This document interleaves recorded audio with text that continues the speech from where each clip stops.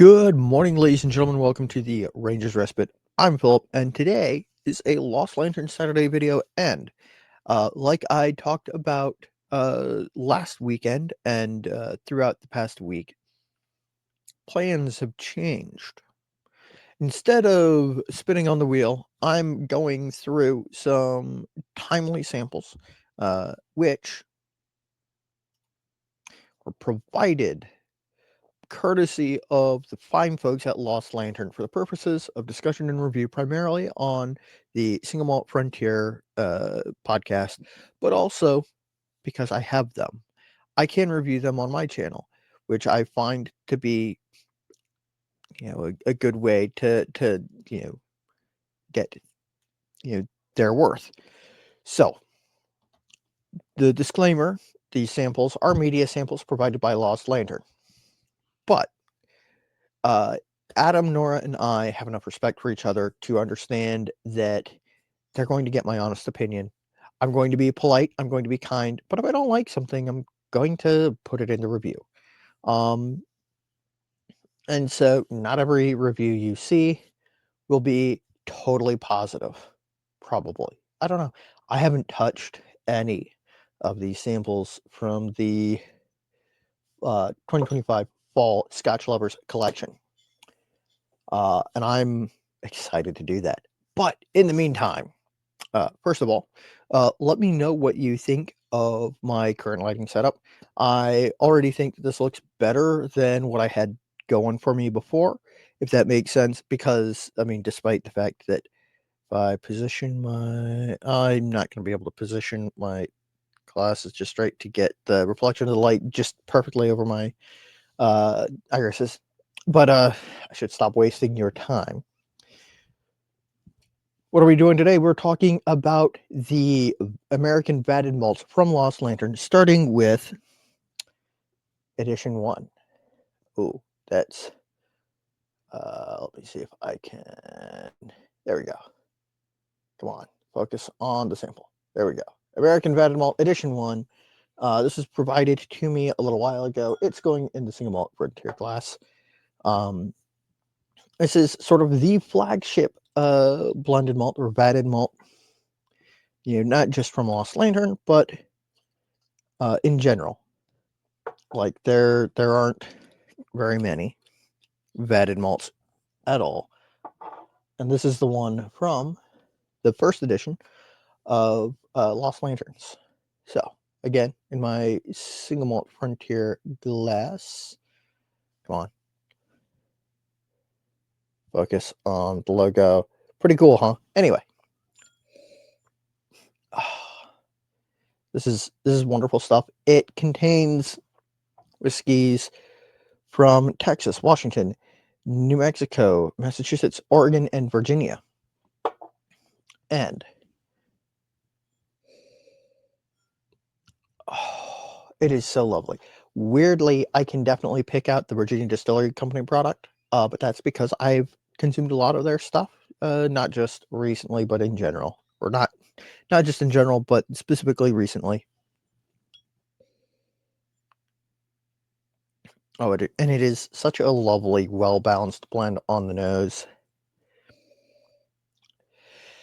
This really is, like, if you like high-end blended Scotch whiskey, this is a good shout. This is good stuff. It's got that malty character. None of that bright, shiny grain note that pops out in a lot of blended scotches. Just stone fruit. Maybe a little whisper of smoke. A little bit of wine sweetness, sweet grape, red fruit.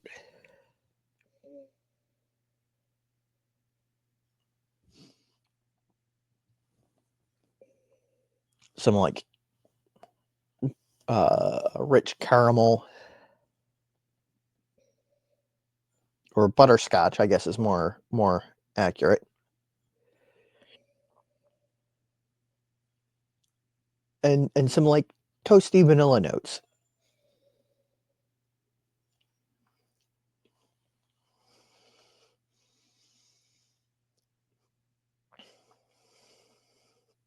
on the palate. It's delicious. Mm.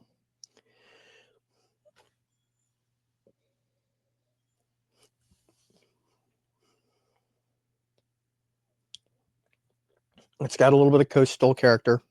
I think comes from the Triple Eight. I believe there's some McCarthy's in here because I can taste something that tastes to me like peat in a Garyana oak barrel. And then there's that.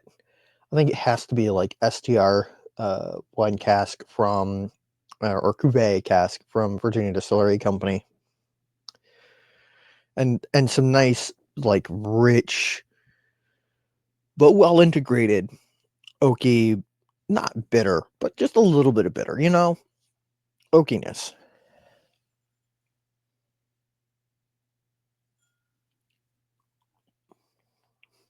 Mm. Mm. I really like this stuff. The finish is lingering. It's got a little bit of that like coastal character, a little bit of that smokiness, some nice oak tannin, and that like warm like stone fruit and like wine note that you sometimes get. I mean, genuinely very good stuff. I really like this stuff. I really liked it when I've had samples of it before. I don't have a full bottle of it. I might go hunting for one.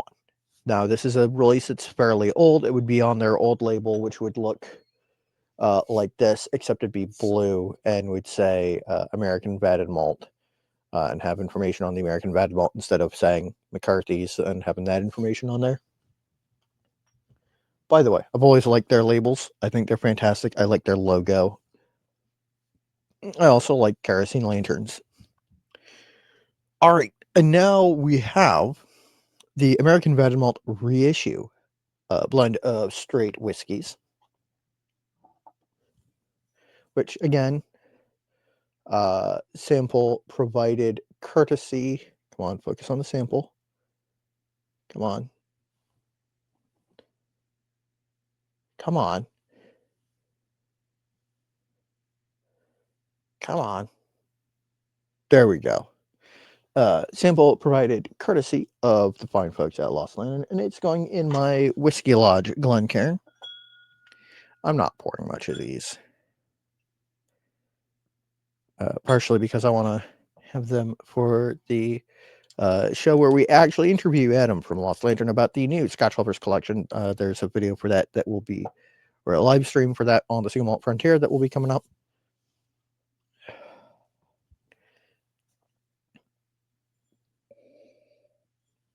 And this, there's something about it that is slightly different.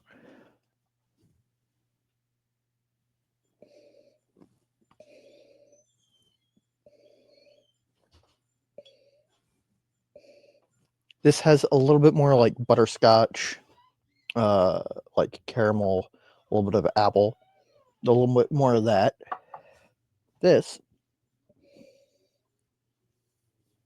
is a little bit more strident, a little bit brighter, less mellow. It comes out to a little bit more.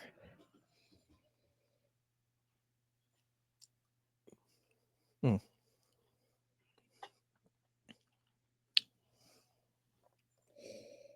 So I skipped the nose notes for you. I'm sorry. On the nose, it is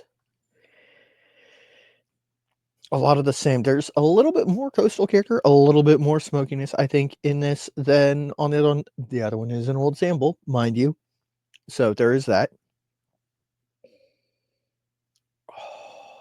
It's a little bit meatier.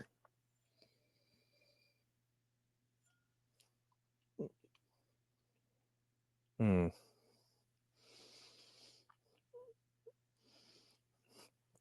Can definitely taste the Garyana oak on this, on the palate.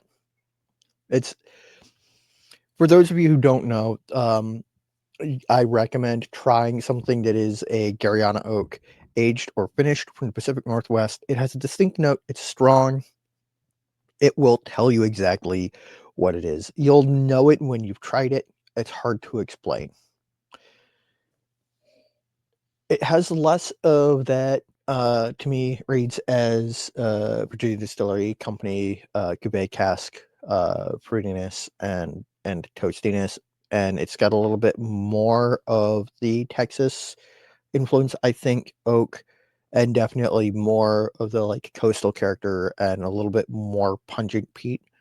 But it is beautiful, wonderful stuff, and I love it. It is fantastic.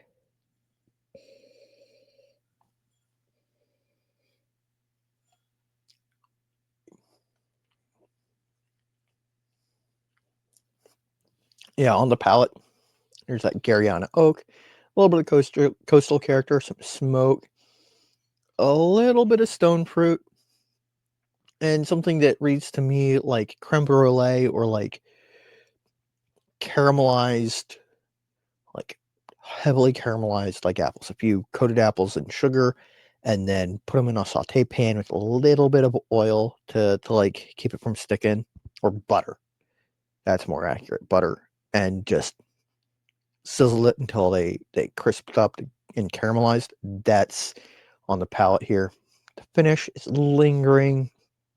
It's got that like little bit of like bittersweet oak, a little bit of that smoke, a little bit of that like sea breeze, and like uh like breadiness, not really breadiness, but like a sort of cakiness, but not super sweet, more like a European cake than a Ameri- American cake.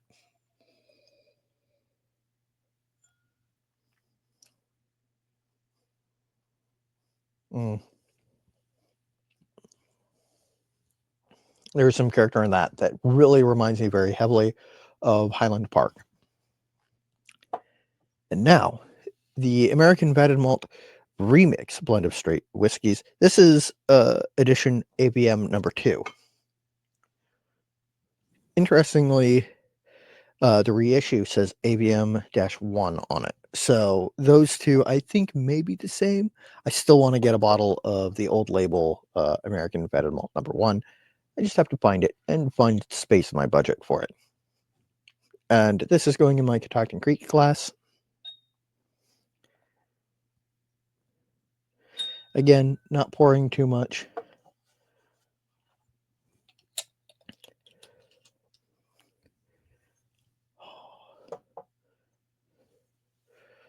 That's a nice, beautiful color. Put it on my bright white forehead so you can get a good idea of what color that is. Oh, it's beautiful. Huh. On the nose. On the nose, this is a lot more coastal character.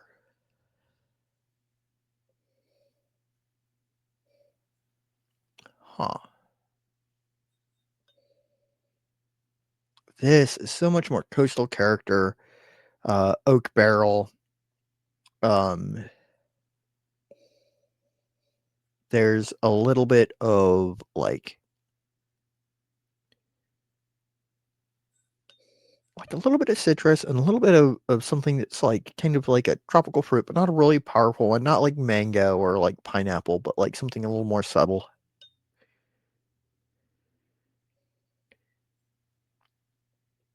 And a little bit of like toasted coconut flake almost. Almost, but not quite. It'll probably come to me as I get to the palate.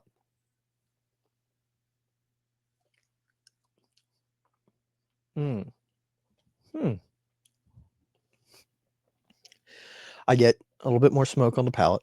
Again, like a really good blended scotch. Like I would put this in the same realm as a lot of the Compass Box releases that are like really high end, expensive, very nice blended scotch whiskeys.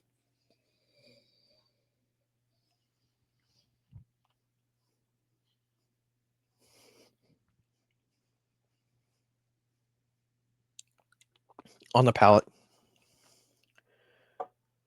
ooh, it evolves nicely. On the palate, there's this nice like oaky spice because that's where spice typically comes from outside of like rye baking spice notes, but a little bit of spiciness, just a hair of astringency.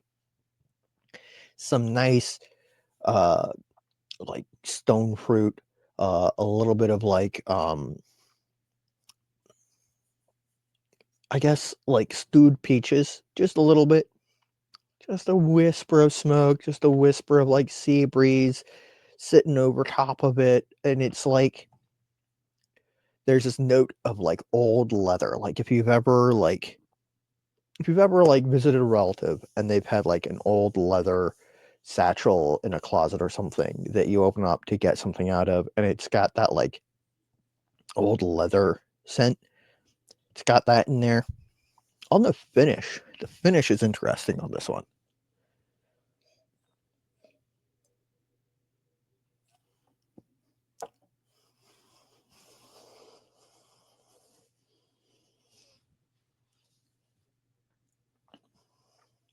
It's just oily enough to like coat the back of the mouth and the throat and give you just that like fog of peat smoke. Um, something that to me reads a little bit like maybe a little bit of mesquite, but I can't really place that. Some nice oakiness and that like little pop of sweetness that is maybe stone fruit, maybe like a dark, rich red fruit. Excellent stuff.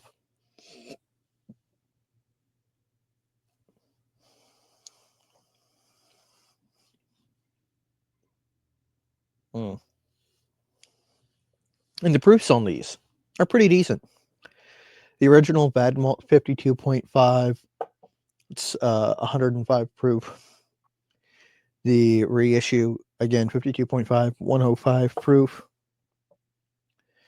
The remix is 55.4, so that's 110.8. Really doesn't come out and slap you the way a lot of whiskeys proved in this general area tend to. And I think that's down to the beauty of malt reissue casks and just the wonderful blending job that Nora and her team do. Now, I always ask 3 questions and I always answer 3 questions. And I've got to do it 3 times. So 9 questions, 9 answers. For the original AVM1, the American Vetted Malt edition number 1, do I enjoy it? Absolutely. Again, I would put this in the category of like the high end Compass Box blends, and I would say that it would go toe to toe with many of those. Certainly would outperform things like the Johnny Walker Blue Label. My personal opinion, and of course, you are welcome to have your own.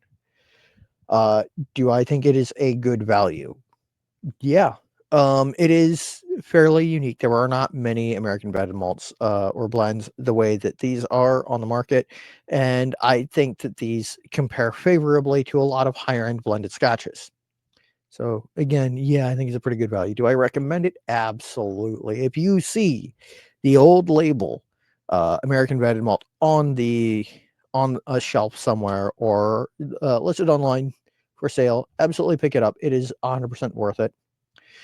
The American Vetted Malt reissue, which is very, very similar, almost exactly the same. There's something just a hair different about it. Same 3 questions. Do I enjoy it? Absolutely. It is fantastic. Again, compares favorably to a lot of high-end blended Scotch whiskeys. Do I think it's a good value? Absolutely. It is available for sale now from Lost Lantern, from Sealbox, I think, and through other retailers that are partnered with Lost Lantern, and you should absolutely pick it up. Which leads into, do I recommend it? You should absolutely pick it up. And the Lost Lantern American Vetted Malt Remix AVM2.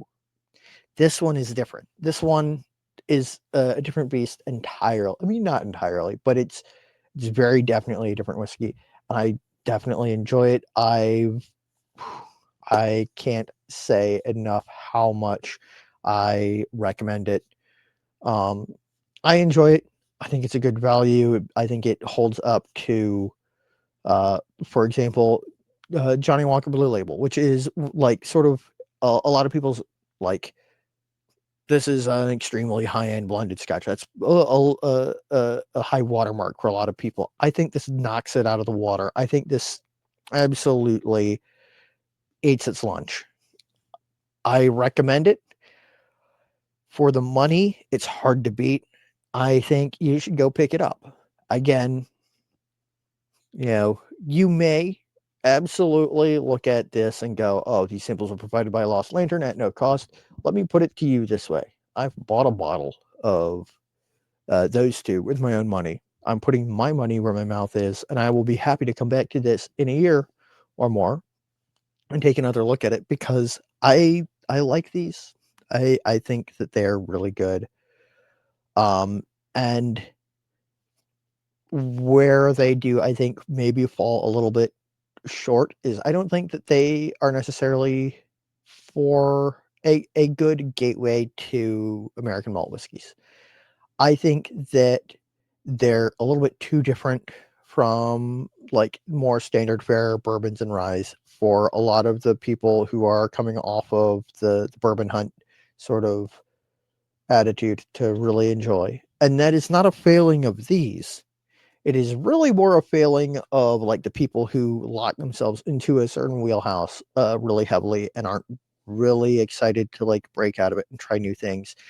And it's one of the reasons why American single malt whiskey seems to be a little bit of a hard sell for some people, is because it is so different and it is expensive to produce. But these are competitively priced. I have bourbons on my shelf that are considerably more expensive than any one of these bottles, and I would take any one of these bottles over them every single day and twice on Sunday. Damn good stuff. The people at Lost Lantern really know their stuff. They're doing a lot to shine a light, literally, or I mean, not literally, but I mean, shining a light on the independent spirit. Literally what they're doing. And I think that it is extremely cool. And I hope that even though these are samples provided to me by Lost Lantern, I hope that you listen to this review and you take it upon yourself to find them and buy a bottle because they are fantastic. I can't wait for next Saturday when I think next Saturday I'm going to do the Warfield, which is the one that caught Doug off guard the most. I haven't touched it. I've broken the seal and sniffed it, but I haven't consumed any, and I can't wait. Um, as always, it has been fantastic to see you guys. If you like this video, please like, comment, subscribe. Share this with your friends who might be looking for something different and new. Share this with your friends who are Scotch drinkers or who drink Johnny Walker Blue Label. This blows those things out of the water, and they're absolutely worth it. I recommend giving them a try. Um, if you have experience with American Red and Malt 1, or you have somehow managed to get your hands on American Red and Malt 2 or the reissue, let me know what you think in the comments down below because I'm always happy to hear what you have to say. Um, as always, if you want to learn more about American single malt whiskey, I co-host the Single Malt Frontier with my good friend Doug. We have a couple of really cool interviews lined up. We're talking to Adam from Lost Lantern about the new fall collection, which is for Scotch lovers, and it is extremely exciting because it is literally positioning a handful of American single malts in a like, hey, you like Scotch? These are going to blow your mind. And I think that they're probably going to do more than that. I think that these are a fantastic example of what American Single Malt is doing and how it can stand toe to toe with the big boys in Scotland and come out smiling. Um, anyway, also you've got an episode coming up just after Thanksgiving, after Black Friday. I We're going to be talking to Black Frost, and we're going to talk about a different style of American single malt whiskey, which is very exciting. It's a style that we haven't had a producer on who makes, and so I'm really excited to listen to him talk about what they're doing differently and how they're putting their own mark on American single malt whiskey and the industry. And I hope you will look forward to it as well. Um, if you would like to support this show and the single malt frontier, I'd really appreciate it if you would consider purchasing one of my pens. I have them listed on Etsy. They are an affordable, really cool gift for a fellow whiskey connoisseur or for yourself. They fit perfectly in a stocking, and $25 a piece, made from a French oak ex cognac barrel that was then used to finish a peated American single malt in the Pacific Northwest. I cannot get any more specific than that because I have not been given permission by the master distiller, but she is amazing. And the whiskey that came out of that barrel is beautiful stuff. Without further ado, I will stop wasting your time because this has gone on for more than 10 minutes longer than my last video. So, thank you for tuning in. It's been great talking to you. Until next time, stay happy, stay geeks. Slancha.